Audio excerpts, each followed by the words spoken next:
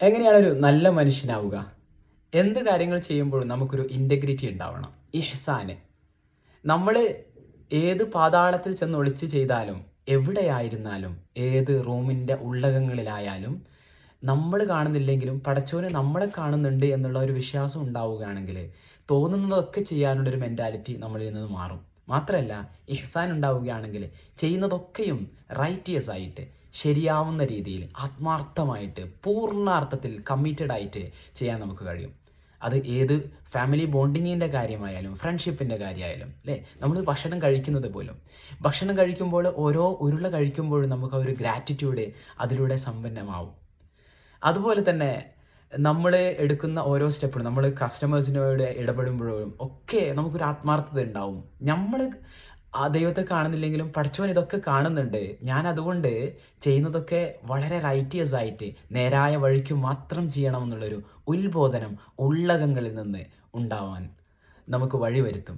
അതുകൊണ്ട് എക്കെയും ഈ ഇഹ്സാനിൻ്റെ പൂർണ്ണാർത്ഥത്തിലുള്ള ഇമ്പ ആവാഹിച്ചുകൊണ്ട് മാത്രമേ നമ്മൾ ചെയ്യാൻ പാടുള്ളൂ. ഇഹ്സാന് എല്ലാ അർത്ഥത്തിലും ജീവിതത്തിൽ നടപ്പാക്കാൻ നമ്മൾ ഫലവത്തായ ഒരു ശ്രമകരമായൊരു ദൗത്യം ജീവിതത്തിൽ മുന്നോട്ട് വെക്കേണ്ടതുണ്ട്.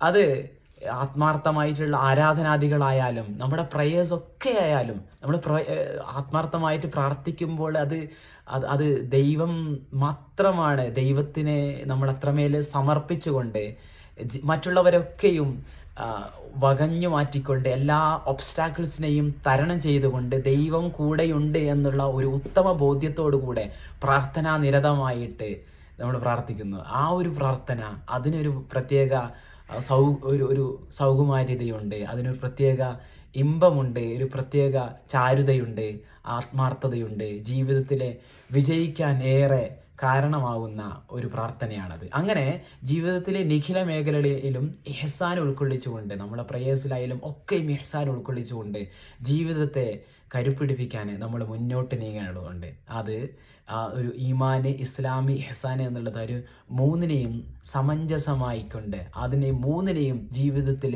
ഒരുപോലെ നമ്മൾ ആവാഹിച്ചുകൊണ്ട് മുന്നോട്ട് നീങ്ങണം. ഇത് ഏതെങ്കിലും ഒരു കാര്യത്തിൽ മാത്രം ഇഹ്സാനെ എടുത്തുകൊണ്ട് ബാക്കിയുള്ള കാര്യത്തിലൊക്കെ വിട്ടുകൊണ്ട് ആ ഇഹ്സാനെ നമ്മൾ ജീവിതത്തിൽ കൊണ്ട് നടക്കുകയാണെങ്കിൽ അത് ഒരു കാപട്യമാണെന്ന് മാത്രമേ പറയാൻ വേണ്ടി സാധിക്കുകയുള്ളൂ. അതുകൊണ്ട് ഇഹ്സാനെ ജീവിതത്തിലെ എല്ലാ മേഖലയിലും കൊണ്ടുവന്നുകൊണ്ട് എല്ലാത്തിലും ആത്മാർത്ഥതയുടെ ഒരു വക്താക്കളായിട്ട് നമ്മൾ മാറണം.